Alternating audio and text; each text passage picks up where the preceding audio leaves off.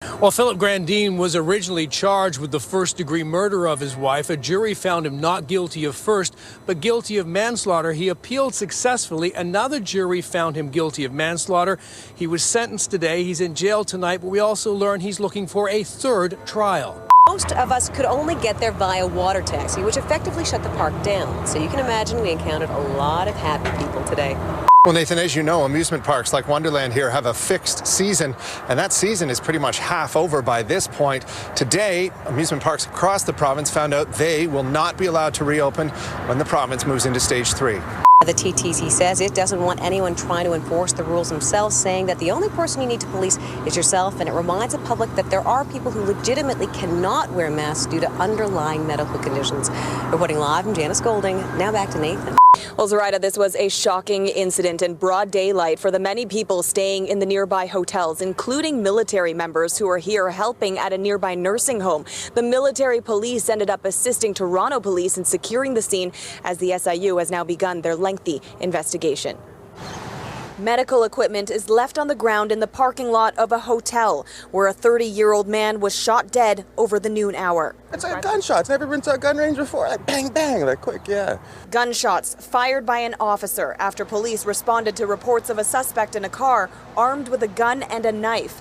It happened outside the Best Western Hotel near Finch and Highway 400. We're doing an installation in the front lobby, some shields for the COVID-19. And I looked to my left, and there was obviously I think a plainclothes police officer with his gun drawn on something on the floor or on the ground, but I couldn't tell who it was because I think it was behind a car. The shooting actually took place right next to a police station. That building is Toronto Police 31 Division on Norfinch Drive. Witnesses say multiple units showed up here in seconds. After I saw the police officer with the gun drawn, seconds. I mean, they came from everywhere.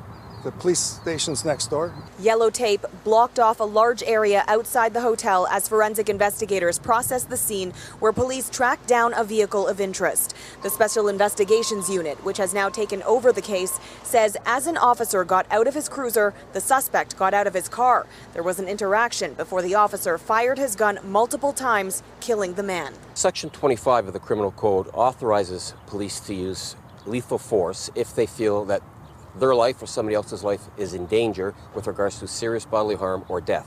The SIU will have to determine whether the officer was justified in his actions. There is one subject officer being investigated and 3 witness officers involved. The SIU has assigned 4 investigators and 3 forensic investigators. The postmortem is scheduled for tomorrow morning. Reporting live, I'm Tracy Tong. The investigators agree with the judge that MacArthur has not shown remorse to this point. They say there are still details of these crimes they do not know and may never know, but they say they are satisfied with the judge's ruling. Let's be honest here. I do not see Bruce MacArthur seeing daylight. I do not see him in a public setting ever again.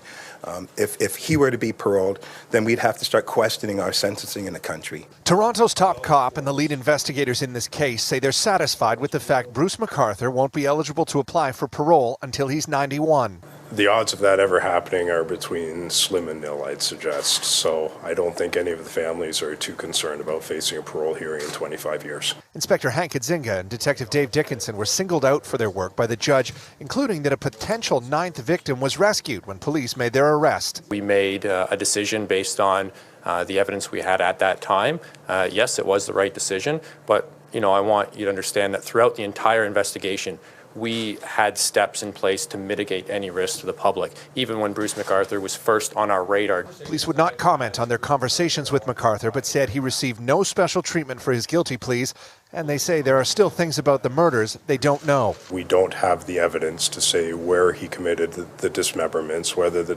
dismemberments were committed in the same place or in multiple places. They also say that although a review of cold cases is still underway, they have nothing to link MacArthur to any missing persons or murder investigations. As far as we know, based on the evidence that we have, the first individual that he killed was Scannon Navaratnam in 2010. The chief stood by his comments in December of 2017 that police did not believe a serial killer was active in the city. When I made that comment, we had a person that we were interested in, wasn't even suspect at that point in time, if I'm not mistaken. I could be wrong on that, but it was either a person of interest or suspect. conduct for a homicide, not for the serial component. And while he wouldn't call for a public inquiry, the chief did say Toronto police will participate if one is called. Whatever forum it will take place in, I will be glad to bring in our team, our investigators, our evidence, what we knew, when we knew, what we did. There's already an inquiry underway into how police handled missing persons cases. The parameters of that inquiry could change now that MacArthur's been sentenced. And there's a sergeant with Toronto Police Service who is facing misconduct charges for his role in an earlier investigation regarding Bruce MacArthur today. The chief saying that he believes the sergeant will have a fair hearing. Reporting live outside police headquarters, I'm Scott Lightfoot. Ken, back to you. And Michelle, many city councillors are calling the move devastating to the city planning process, saying the reversal will undermine City Hall and hand all the power over to developers.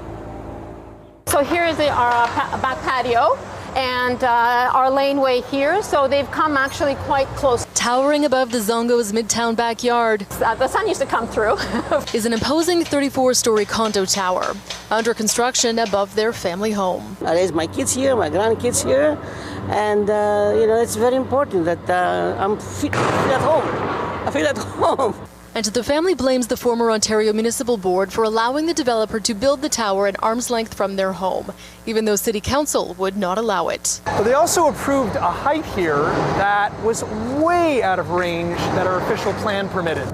Under the former OMB model, officials could overrule local government decisions on development proposals without considering whether infrastructure and social services could support the growth. That process was replaced by a different tribunal under the Wynne Liberals, but the PCs now want to reinstate the original rules. By Doug Ford returning the planning process to the developer-friendly OMB, it means that the developer lobbyists are going to get their way. And some city councillors allege the result will be unrestrained, unsupported growth that will line the pockets of developers. They love it. They're drooling. They're dancing in the streets. Many councillors call it another example of the Premier picking a fight with local government. But the province insists it's about affordability, about spurring more development to ease the housing shortage. We created a housing supply action plan, and part of our success is going to be to get those 100,000 units out. It's all about putting power into the hands of Queen's Park and into the Premier's hands. Councillor Josh Matlow argues more development does nothing to fix the housing crisis if there's no guarantee the new builds will be affordable. It's going to get worse here. And says his community will suffer.